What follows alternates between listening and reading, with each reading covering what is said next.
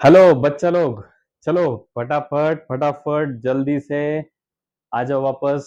हम लोग यहाँ पे अपना केस नंबर 3 की तरफ हम लोग जाने वाले हैं। पहले दो केसेस हमने बहुत ही इजीएस्ट वे से हम लोगों ने लिमिट्स के जो पहले दोनों केसेस है वो दोनों के दोनों केसेस हम लोगों ने यहाँ पे बहुत अच्छी तरीके से प्रिपेयर किए हैं। अब ये लिमिट्स का जो है बेटा तीसरा केस हम लोग यहाँ पे देखने जा रहे हैं, जिसका नाम है मेथड ऑफ सिंप्लीफिकेशन। क्या नाम है बेटा इसका? Method of simplification. पहले दो केसेस जो हमने पढ़े हैं उन दोनों केसेस का क्वेश्चन का फॉर्मेट किस तरीके से आता है ये हम लोगों ने पहले देख लिया है। अब ये जो केस नंबर 3 है जिसका नाम है मेथड ऑफ सिंप्लीफिकेशन, इसका फॉर्मेट पहले हम लोग जान लेते हैं कि किस लेवल का, किस टाइप का, किस तरीके का क्वेश्चन आता है और उसे फिर मेथड ऑफ सिंप्लीफिकेशन का क्वेश्चन है ऐसा कंसीडर करके फिर बाद में उसको कैसे सॉल्व करना है ये हम लोग मेथड ऑफ सिंप्लीफिकेशन जो नाम है, नाम की तरह ही सिंप्लीफिकेशन करके ही बहुत सिंपल तरीके से हम लोग उसको पढ़ने वाले। तो बेटा ध्यान दो, आपका जो क्वेश्चन रहेगा यहाँ पर लिमिट कुछ भी दिया जाएगा, ऊपर न्यूमरेटर डिनोमिनेटर में कोई भी टर्म रहेगा, बीच में प्लस या माइनस रहेगा और वापस से न्यूमरेटर डिनोमिनेटर में कोई टर्म रहेगा। इस तरीके के अगर चार टर्म्स अगर रहे बेटा, न्यूमरेटर डिनोमिनेटर बीच में प्लस या माइनस कुछ भी हो सकता है, अगर इस टाइप का अगर क्वेश्चन आता है तो बेटा समझ लेना दिया हुआ क्वेश्चन ये मेथड ऑफ सिंप्लीफिकेशन का क्वेश्चन है और इसे सिंप्लीफाई करके ही हम लोगों को क्या करना पड़ता है, सॉल्व करना पड़ता है।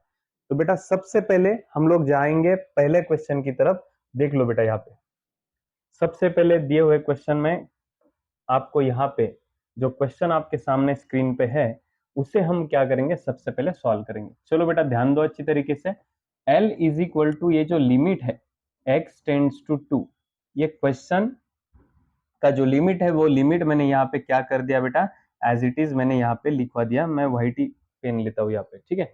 चलो अब देख लो बेटा यहाँ पे ये टर्म जो है ये ऑलरेडी फैक्टर गिरा के है, तो ये टर्म मैं क्या कर रहा हूँ बेटा, एज इट इज लिख रहा हूँ। माइनस सामने मैंने ये 2 भी एज इट इज लिखवा दिया। अब अच्छी तरीके से ध्यान दो, ये जो टर्म है इसमें पावर 2 आपको यहाँ पे दिखाई दे रहा है। तो बेटा इस टर्म को सॉल्व करने से पहले दो चीजें ध्यान में रखना है। एक तो उसमें से कोई टर्म कॉमन निकलेगा या फिर उसके फैक्टर्स गिरेंगे। ध्यान में रखना दो चीजें हैं, एक तो कोई टर्म उसमें से कॉमन निकलेगा या फिर उसका फैक्टर्स निकलेगा। क्या है, एक तो ये जो टर्म दिखाई दे रहा है इसमें से कोई कॉमन निकलेगा या फिर उसका फैक्टर्स गिरेंगे, उसके फैक्टर्स गिरेंगे। तो ध्यान में रखना बेटा, अगर इक्वेशन आता है तो आपको फैक्टर्स भी निकालना पड़ेगा, ठीक है। अगर कॉमन नहीं निकालता है तो फैक्टर्स निकालेंगे। पहले हम लोग चेक करेंगे उसमें से कोई कॉमन है क्या। तो बेटा ये जो टर्म आपको दिखाई दे रहे हैं दोनों, इनमें कोई कॉमन टर्म आपको दिखाई देता है क्या? हाँ बेटा, यहाँ पर भी एक्स है, यहाँ पर भी एक्स है, तो हम लोग क्या करेंगे, यहाँ से एक्स कॉमन निकाल देंगे। मैंने क्या करा, यहाँ से और यहाँ से दोनों में से क्या कर दिया, एक्स कॉमन निकाल दिया। जैसे ही देखो एक्स स्क्वायर मतलब क्या होता है बेटा, एक्स स्क्वायर मतलब एक्स इंटू एक्स होता है, माइनस को माइनस 2 इंटू एक्स। बेटा दोनों में क्या कॉमन निकला अपना, दोनों में से x कॉमन निकला, तो बचा क्या है बेटा, x माइनस 2 बचा है। जो बचा है वो मैंने एज इट इज लिख दिया। देखो दोनों में से x मैंने कॉमन निकाल दिया, जो बचा है वो मैंने एज इट इज यहाँ पे लिखवा दिया। तो इस तरीके से सबसे पहले चेक करना कोई कॉमन निकलता है क्या। अगर कॉमन यहाँ से नहीं निकल पाता था तो हम लोग फैक्टर्स के बारे में सोच लेते थे, ठीक है। लेकिन अभी यहाँ पे कॉमन निकल गया है तो ये यहाँ पे अपना जो प्रॉब्लम है वो यहाँ पे सॉल्व हो चुका है। लेकिन अभी इसे और सिंप्लीफाई करना हम लोगों का यहाँ पे मेन एम है। तो x टेंड्स टू 2। अब चलो बेटा इसको सिंप्लीफाई किस तरीके से किया जाता है, ध्यान दो अच्छी तरीके से। मैं जो मेथड बताने वाला हूँ सिंप्लीफाई करने का वो सबसे इजीएस्ट मेथड है। देखो बेटा क्या करेंगे हम लोग, ये दोनों का डिनोमिनेटर जो है उसको अच्छी तरीके से पहले लिख देंगे। इसमें ये जो डिनोमिनेटर दिखाई दे रहा है बेटा, तो डिनोमिनेटर में सेम सेम टर्म कौन है बेटा, पहले यहाँ पे x माइनस 2, यहाँ पे भी x माइनस 2 है। तो जो सेम सेम टर्म्स है उन सेम सेम टर्म्स को मैं क्या करता हूँ, एक बार यहाँ पे लिखवा देता हूँ। तो मैंने क्या करा, यहाँ से और यहाँ से दोनों में से एक एक सेम सेम टर्म जो है, जो कि x-2 सेम टर्म था, उसको मैंने यहाँ पे लिखवा दिया है। और जो बचा हुआ टर्म है, अब बचा क्या है बेटा, खाली x बचा है, तो उसको भी एज इट इज लिखवा दो। मतलब इन डिनोमिनेटर में जितने भी टर्म्स है वो सभी टर्म्स आपको लिखना है, लेकिन कोई भी टर्म रिपीट में नहीं लिखना है। अगर कोई टर्म रिपीट होता है तो उसको हम एक ही बार लिखेंगे, जो टर्म नहीं रिपीट होता है उसको भी हम लोग लिखेंगे। मतलब सभी के सभी टर्म्स जो है वो हम लोग एज इट इज यहाँ पे लिखवा देंगे। ठीक है, अब चलो आगे देखते हैं। ये जो 1 है, अब ऊपर क्या लिखना है, देखो बेटा, यहां पर जो ऊपर जो भी टर्म्स है 1 और ये माइनस और ये 2, ऊपर जितने भी टर्म्स है वो टर्म्स मैंने क्या कर दिए बेटा, पहले एज इट इज लिखवा दिए। डरना नहीं, टेंशन लेना नहीं, ऊपर जितने भी टर्म्स हो गए वो सभी के सभी टर्म्स हम लोग क्या करेंगे, पहले एज इट इज लिखवा देंगे। लिखवा दिया। अब उसके बाजू में, दोनों के बाजू में हम लोग क्या करेंगे, देखो जैसे मैंने यहाँ पे 1 लिखा, अब उसके बाजू में क्या लिखना है, तो देखो बेटा ये 1 जो हमने लिखा उसके नीचे वाली जो टर्म है, क्या बेटा उसके नीचे x-2, उसके नीचे वाले का कंपैरिजन इसके नीचे वाली जो टर्म है उसके साथ में आप लोगों को करना है। देखो 2 मिनट बस, ये जो 1 और 2 ये दोनों भी जो टर्म है वो मैंने एज इट इज लिखवा दिया। उसके बाद में हम लोग क्या कर रहे हैं, ये जो 1 है वो 1 मैंने एज इट इज यहाँ पे लिखवा दिया। उसके नीचे वाला जो टर्म है वही टर्म जो है उसका कंपैरिजन हमने इसके नीचे वाले टर्म के साथ में करना है। तो यहाँ पे ये x-2 क्या हो गया बेटा, कैंसिल हो गया। मतलब है ये वाला टर्म इधर है, तो कौन सा टर्म नहीं यहाँ पे, ये x नहीं है, जो टर्म यहाँ पे नहीं है वो टर्म हम लोग क्या कर रहे हैं, एज इट इज लिखवा रहे हैं। उसके बाद में अभी ये मैंने यहाँ पे 2 लिखवा दिया। जैसे मैंने ये 1 के नीचे वाले का कंपैरिजन, इस 1 के नीचे वाली जो टर्म है उसका कंपैरिजन इसके साथ में किया था, तो x-2 हमको मिला था, सेम टर्म था यहाँ पे, जो नहीं था वो x मैंने यहाँ पे लिखवा दिया। वैसे ही सेम अब यहाँ पर भी करना है। देखो मैंने 2 लिखवा दिया था पहले एज इट इज, अब 2 के नीचे वाले का कंपैरिजन इसके नीचे वाले के साथ में करो, तो सभी के सभी टर्म्स आपको यहाँ पे दिखाई देते हैं। इसका मतलब कोई भी टर्म यहाँ पे लिखने के लिए बचा नहीं है। वापस से बोलता हूं, ध्यान दो, ये 1 और ये 2 हमने एज इट इज लिखवा दिया था, तो 1 के नीचे वाला जो टर्म है उसका कंपैरिजन इसके नीचे वाले टर्म के साथ में करना है। तो x-2 तो है अपने पास, जो नहीं है वो टर्म मैंने यहाँ पे लिखवा दिया है। उसके बाद में ये 2 लिखने के बाद उसके नीचे वाली जो टर्म है उसका कंपैरिजन हमने इसके नीचे वाले टर्म्स के साथ में कर दिया। तो यहाँ पर सभी के सभी टर्म्स थे, इसलिए यहाँ पे कुछ भी बचा नहीं है लिखने को। तो आगे देखो, ये लिमिट x टेंड्स टू जो 2 है वो मैंने एज इट इज लिखवा दिया। 1 इंटू एक्स, ये x बनेगा, -2 जो है वो तो एज इट इज रहेगा। नीचे भी x-2 इंटू एक्स जो है टर्म मैंने एज इट इज लिखवा दिया। अब ये ऊपर में से नीचे में से सेम सेम टर्म क्या हो गया, कैंसिल हो गया, और बचा क्या है ऊपर 1, x-2 1 जा x-2। और हम लोगों को पता है जब भी कभी ऊपर नीचे कोई टर्म कैंसिल होता है तो वो टाइमिंग पे हम लोग क्या कर सकते हैं, ये जो लिमिट का वैल्यू है वो वहां पे पुट करवा सकते हैं। ये 1 अपॉन x का जो वैल्यू है 2 मैं इस x की जगह पे पुट करवाता हूं, तो ये हमारा फाइनल आंसर हम लोगों को मिल चुका है। जो 1 अपॉन एक्स है, x का जो वैल्यू है 2 मैंने x की जगह पे पुट करवा दिया, तो हमको हमारा आंसर यहाँ पे मिल चुका है। ठीक है, तो इसी तरीके से हम लोग और क्वेश्चन आगे देखते हैं। ठीक है,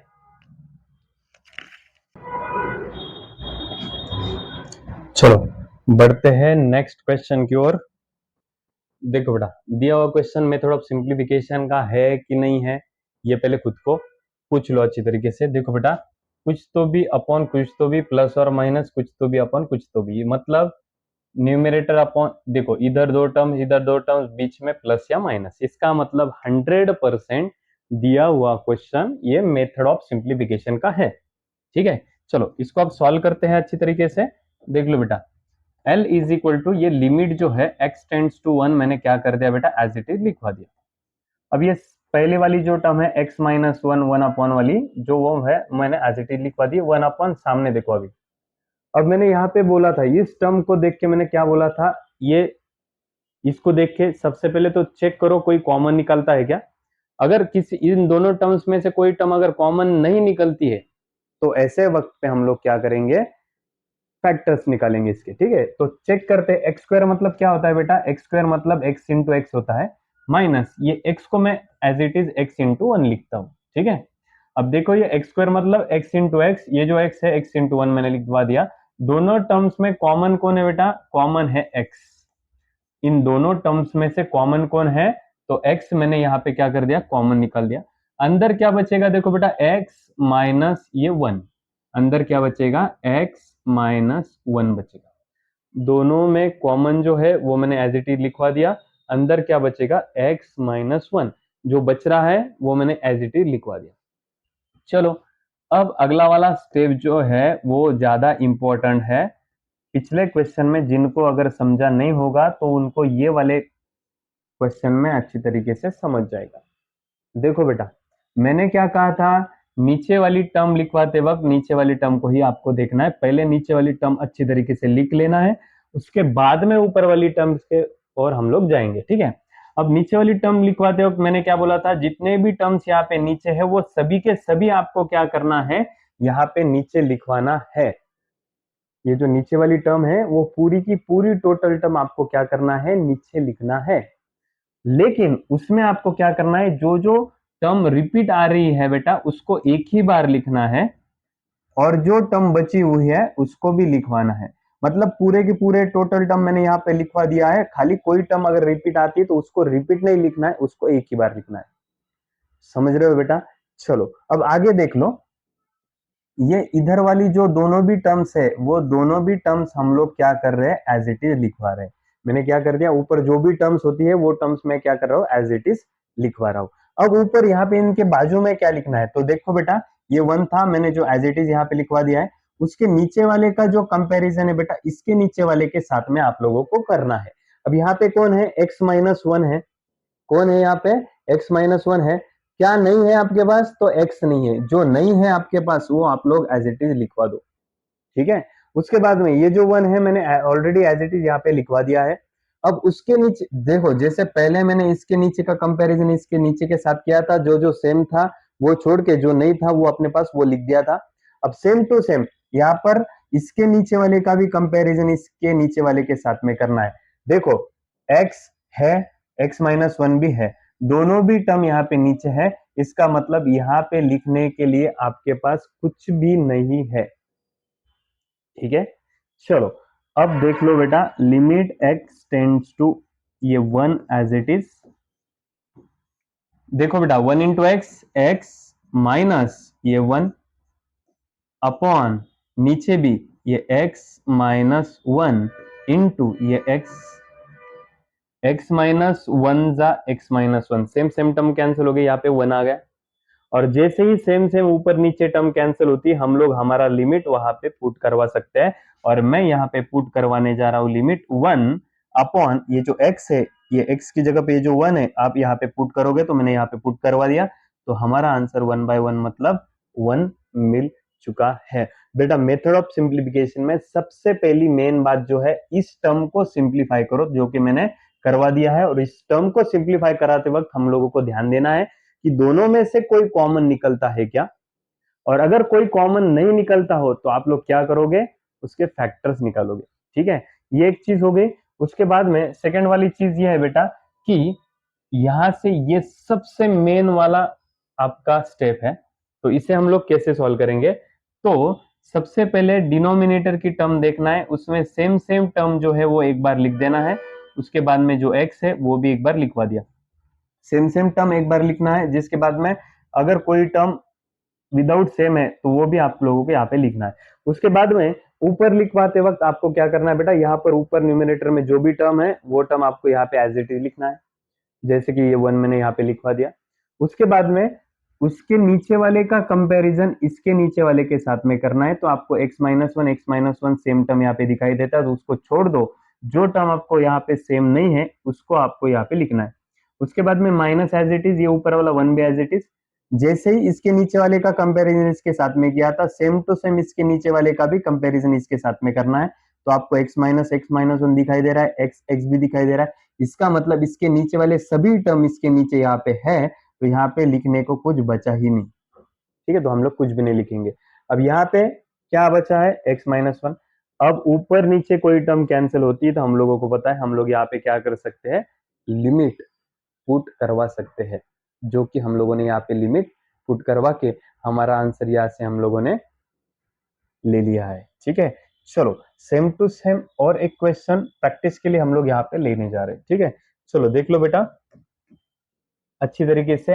L इज इक्वल टू, सबसे पहले दिया हुआ क्वेश्चन ये मेथड ऑफ सिंप्लीफिकेशन का है कि नहीं है, ये अच्छी तरीके से आप लोग चेक कर लो।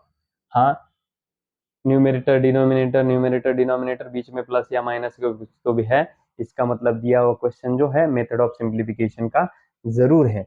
चलो अब ये 1/x-2 जो है बेटा मैं एज इट इज लिख पाता हूँ, -4 बोलो बेटा x क्यूब मतलब क्या होता है, x इंटू एक्स होता है, माइनस को माइनस 2x² मतलब ये देखो 2 को 2 एज इट इज, x² मतलब क्या होता है बेटा x इंटू एक्स होता है। ठीक है, देखो एक्स क्यूब मतलब एक्स कितने time, 3 times, to as it is, x square मतलब एक्स इंटू एक्स। अब देखो बेटा इन टर्म्स में से कॉमन कौन कौन है, एक एक्स कॉमन है और एक्स एक्स भी कॉमन है। ठीक है, और बचा क्या है, कॉमन कॉमन निकालने के बाद x-2 बचा है, वो भी मैं एज इट इज लिख पाता हूँ। अब मुझे बोलो बेटा x इंटू एक्स क्या होता है, x इंटू एक्स बन जाएगा एक्स स्क्वायर, अंदर क्या बचा है बेटा फिर x-2। बेटा समझ में आया क्या, दोनों में से हम लोगों ने यहाँ से भी एक्स स्क्वायर और यहाँ से भी एक्स स्क्वायर कॉमन निकाल दिया, बचा क्या, यहाँ से एक्स स्क्वायर निकालने के बाद यहाँ पे x-2 बचा है, जो बचा था वो भी मैंने यहाँ पे एज इट इज लिखवा दिया। ठीक है, चलो अब बढ़ते हैं आगे। लिमिट x टेंड्स टू 2, ये जो टर्म है ये मैंने एज इट इज लिखवा दिया। अब आगे देख लो बेटा, हम नीचे वाली टर्म क्या करते हैं, पहले लिखवा देते हैं। दोनों में कॉमन कौन है बेटा अपने पास, x-2 है, तो मैंने एक बार वो टर्म यहाँ पे लिखवा दिया है। उसके बाद में जो ये टर्म है एक्स स्क्वायर, वो टर्म भी मैंने क्या कर दिया यहाँ पे लिखवा दिया। ठीक है, दोनों में से जो कॉमन टर्म है वो कॉमन टर्म मैंने एक बार लिखवा दिया, उसके बाद में जो एक्स स्क्वायर है वो भी टर्म मैंने क्या कर दिया यहाँ पे लिखवा दिया। अब ऊपर क्या लिखेंगे, देखो ये जो पहले ऊपर की टर्म है वो एज इट इज हम लोग लिखते हैं, उसके नीचे वाली जो टर्म है बेटा उस टर्म का कंपैरिजन इस नीचे वाली टर्म के साथ में करेंगे, तो हम लोगों को x-2 मिल चुका है। मतलब क्या नहीं है बेटा हमारे पास एक्स स्क्वायर नहीं है, तो मैंने वो एक्स स्क्वायर लिखवा दिया, माइनस ये 4 मैंने एज इट इज लिखवा दिया, 4 जो है वो मैंने एज इट इज लिखवा दिया, जैसे मैंने 1 यहाँ पे लिखा था वैसे ही 4 लिखवा दिया। जैसे इसके नीचे वाले का कंपैरिजन इसके साथ में किया, तो अभी सेम टू सेम इसके नीचे वाले का भी कंपैरिजन हम इसके नीचे वाले के साथ में करेंगे। चलो करो, एक्स स्क्वायर तो अपने पास है ऑलरेडी, x-2 भी है, सभी टर्म हमारे पास है, इसलिए यहाँ पे लिखने को कुछ बचा ही नहीं। जैसे पिछले इसमें से हम लोगों ने इसका कंपैरिजन इसके साथ में किया, तो हम लोगों को x-2 मिला था, क्या नहीं मिला था हम लोगों को, एक्स स्क्वायर नहीं मिला था, मतलब x-2 था, एक्स स्क्वायर नहीं था, तो मैंने एक्स स्क्वायर यहाँ पे लिख दिया। अब 4 लिखने के बाद इसके नीचे वाले का कंपैरिजन इसके नीचे वाले के साथ में जब किया, तो सभी के सभी टर्म हमको मिल गए, इसका मतलब यहाँ पे कुछ भी लिखने को बाकी नहीं रहा। ठीक है, अब चलो बढ़ते हैं, सॉल्व करते हैं आगे। लिमिट x टेंड्स टू 2 मैंने एज इट इज लिखवा दिया है। अब आगे देख लेते हैं, ये x-2 जो टर्म है बेटा वो एज इट इज लिखवाता हूँ, इनटू ये एक्स स्क्वायर भी मैंने एज इट इज लिखवा दिया। अब आगे 1 इंटू एक्स स्क्वायर क्या हो जाएगा, एक्स स्क्वायर हो जाएगा, माइनस इस 4 को मैं क्या करता हूँ बेटा, 4 को मैं लिखता हूँ 2 का स्क्वायर, 4 को मैंने क्या कर दिया 2 का स्क्वायर यहाँ पे लिखवा दे, इस 4 को मैंने क्या कर दिया 2 का स्क्वायर लिखवा दिया। चलो लिमिट x टेंड्स टू 2, ये टर्म मैंने एज इट इज लिखवा दिया। ठीक है, अब यहाँ पे ए स्क्वायर माइनस बी स्क्वायर का फॉर्मूला लगेगा, क्या लगेगा बेटा, ए स्क्वायर माइनस बी स्क्वायर का क्या फॉर्मूला है बेटा, ए स्क्वायर माइनस बी स्क्वायर का, ए प्लस बी ए माइनस बी। यहाँ पे ए स्क्वायर माइनस बी स्क्वायर का फॉर्मूला लगेगा, फॉर्मूला हम लोगों को पता है, पूरे केस नंबर सेकंड में यही फॉर्मूला हर एक क्वेश्चन में लगा था। ए स्क्वायर माइनस बी स्क्वायर का फॉर्मूला होता है बेटा ए प्लस बी ए माइनस बी, लगे तो मैं यहाँ पे आपको लिखवा के भी देता हूँ, ए स्क्वायर माइनस बी स्क्वायर का फॉर्मूला होता है ए प्लस बी ए माइनस बी, तो मैंने यहाँ पे वो पूरा फॉर्मूला यहाँ पे लिखवा दिया।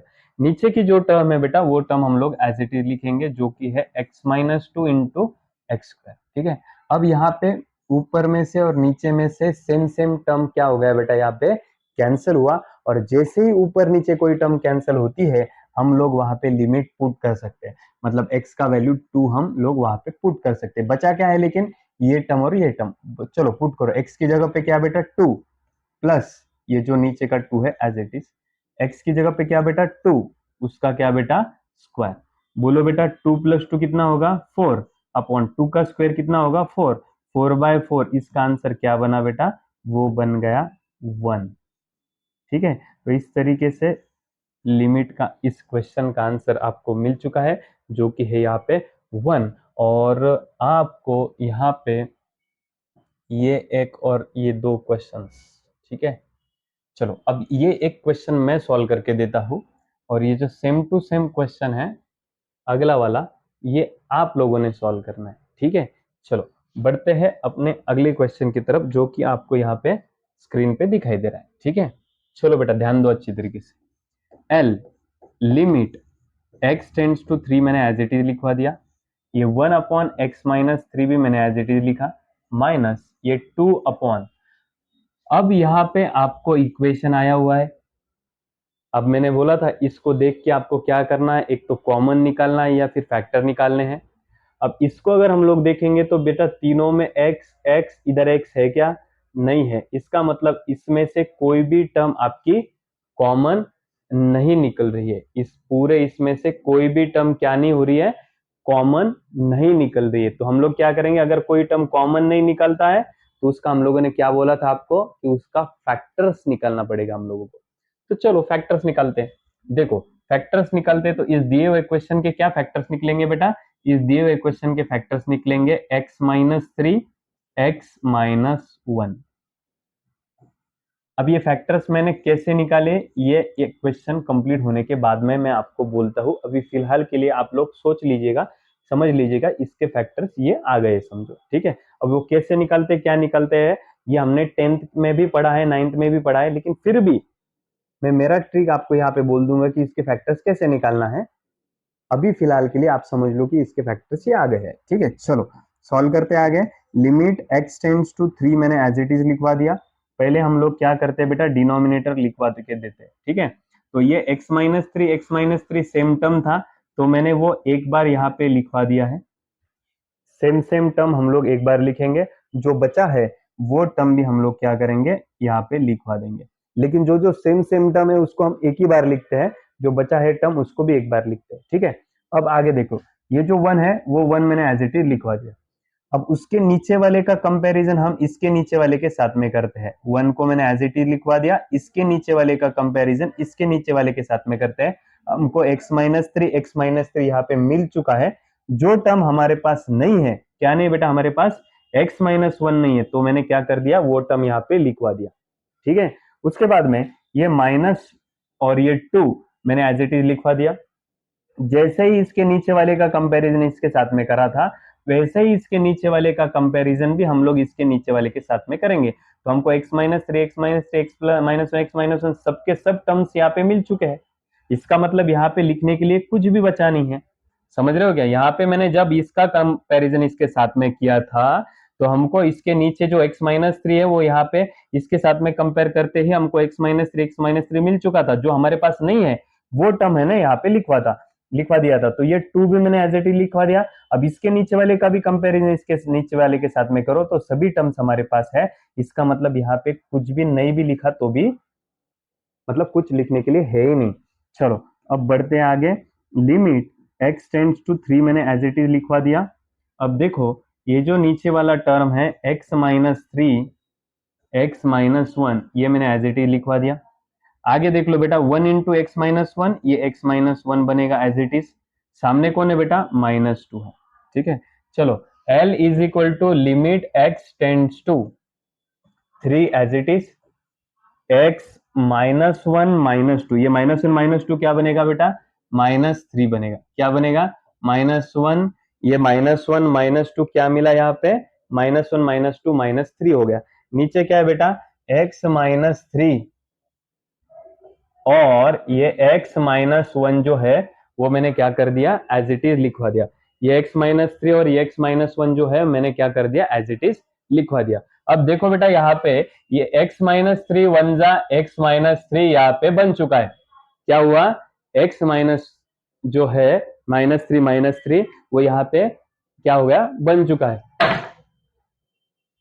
ये क्या किया बेटा मैंने यहाँ पे x माइनस थ्री वन जा एक्स माइनस थ्री, यहाँ पे क्या हो गया कैंसिल आउट होके यहाँ पे क्या मिला आंसर 1 मिलेगा। और जैसे ही नीचे ऊपर कोई टर्म कैंसिल होता है तो हम लोग ये x का वैल्यू वहां पे क्या करते हैं पुट करते हैं। तो ये 1 मैंने यहाँ पे पुट करवा दिया।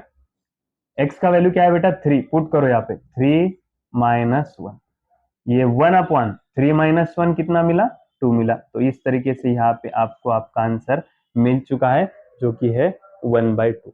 ठीक है, सेम टू सेम क्वेश्चन है बेटा। अब खाली यहाँ पे ये जो है इसके फैक्टर्स कैसे निकालते हैं वो मैं आपको यहाँ पे बताने वाला था। बेटा यहाँ पे क्या है -4 है, यहाँ पे क्या है बेटा +3। ठीक है, जो वैल्यू मैंने पहले लिखी है, जो बीच वाली वैल्यू है उतना एडिशन या फिर सब्सट्रैक्शन कुछ भी आया तो चलेगा, जो बाद में वैल्यू है उतना मल्टीप्लीकेशन आना चाहिए। ठीक है, अब जो मल्टीप्लीकेशन में वैल्यू है उसको देखना बेटा पहले। बोलो यहाँ पे कितना है बेटा 3, 3 किसके किसके टेबल में 3 1 जा 3, खाली 3 के टेबल में ही 3 है। देखो बेटा वापस से बोल रहा हूँ, ये जो बीच वाली टर्म है वो यहाँ पे मैंने लिखवा दी, ये जो बाद में वाली टर्म है वो भी मैंने यहाँ पे लिखवा दी। लिखवाते वक्त साइन के साथ में लिखना है आपको, चिन्ह जो होता है उसके साथ में आपको लिखना है। ठीक है, उसके बाद में जो पहली वाली वैल्यू है उसके नीचे प्लस माइनस लिखो, जो बाद में वाली है उसके बाद उसके नीचे इनटू लिखो। अब मुझे बोलो बेटा ये जो 3 है ये ध्यान किसकी तरफ देना है मल्टीप्लीकेशन की तरफ। तो मुझे बोलो बेटा ये 3 जो है वो किसके किसके टेबल में है, 3 जो है खाली 3 के टेबल में है। ठीक है, अब यहां तक हो गया। तो बीच वाली जो टर्म है उसका जो साइन होता है बेटा, इनमें जो बड़ी साइन होती है, बड़ी वैल्यू वैल्यू होती है उसको देना पड़ता है। यहाँ पे बीच वाले का जो भी साइन होगा, माइनस रहो या फिर प्लस रहो, वो इन दोनों में से बड़ी वाली वैल्यू को देना पड़ेगा। ठीक है, यहां तक हो गया। अब देखो यहाँ पे बेटा 2 मिनट के लिए मैंने, अब इसका साइन तो चेंज होगा ही नहीं, क्यों, क्योंकि ये जो साइन है ये बीच वाले टर्म्स का साइन है, तो ये साइन मैंने इन दोनों में से बड़े वाले वैल्यू को यहाँ पे, बड़ी वाली वैल्यू कौन है 3 है, उसको मैंने यहाँ पे दे दिया है। इतना समझ में आया। अब आगे देखो बेटा, इसका साइन तो अभी चेंज होगा नहीं, चेंज करवाना हो तो छोटे का चेंज करवाना होगा। अब 2 मिनट के लिए मैं चेक कर रहा हूँ यहाँ पे प्लस लेके। बोलो बेटा -3 इंटू +1 कितना होता है -3, यहाँ पे तो +3 है, नहीं जमा, तो मैं यहाँ पे क्या करूंगा बेटा इसको मैं माइनस साइन देता हूँ। चेक करो बेटा -3 इंटू -1 ये +3 बन गया। अब ये -3 -1 ये -4 बन गया। तो बेटा फैक्टर्स क्या मिले x-3 x-1, x-3 x-1। तो इस तरीके से फैक्टर्स निकाले जाते हैं। फैक्टर्स निकालने के बाद तो आप लोगों को ये तो बाकी पूरा टोटल पता ही है। सेम टू सेम इसके अगला वाला क्वेश्चन है बेटा, ये क्वेश्चन थोड़ा सा ध्यान दो, मैं अच्छी तरीके से आपको ये सिंप्लीफाई करके बताता हूँ। ठीक है, देख लो बेटा L is equal to limit x tends to 3 है, नीचे 1 अपॉन ये x-3 जो टर्म है एज इट इज -3 अपॉन इस पूरे टोटल टर्म में आपको कोई तो भी टर्म सेम कॉमन दिखाई दे रही, तो मैं क्या कर रहा हूँ यहाँ से x कॉमन निकाल रहा हूँ। x जैसे ही मैं यहाँ पे कॉमन निकालूंगा सबके पावर्स जो है वो कम हो जाएंगे, x² -5x +6। क्या हुआ बेटा, इन तीनों भी टर्म्स में से मैंने क्या कर दिया x बाहर निकाल दिया। जैसे ही मैंने x बाहर निकाला अंदर क्या हो गया बेटा, सब में से एक एक x कॉमन निकालने के बाद एक एक x क्या हो गया कम हो गया। अब आप लोग क्या करोगे इसका फैक्टर निकालोगे, और फैक्टर निकालने के बाद आपको आगे का पूरा प्रोसीजर पता है। इसका क्वेश्चन का, इस क्वेश्चन का आंसर आपको नीचे कमेंट बॉक्स में, होमवर्क में ये क्वेश्चन आप लोगों को है, नीचे कमेंट बॉक्स में दिए हुए क्वेश्चन का आंसर आपको क्या करना है बताना है। ठीक है, नीचे क्या करना है बेटा आपको कमेंट करके बताना है, नीचे इस दिए हुए क्वेश्चन का आंसर बताना है। ठीक है, चलो बेटा मिलते हैं अगला वाला केस लेके अगले वाली वीडियो में, तब तक के लिए कीप प्रैक्टिसिंग।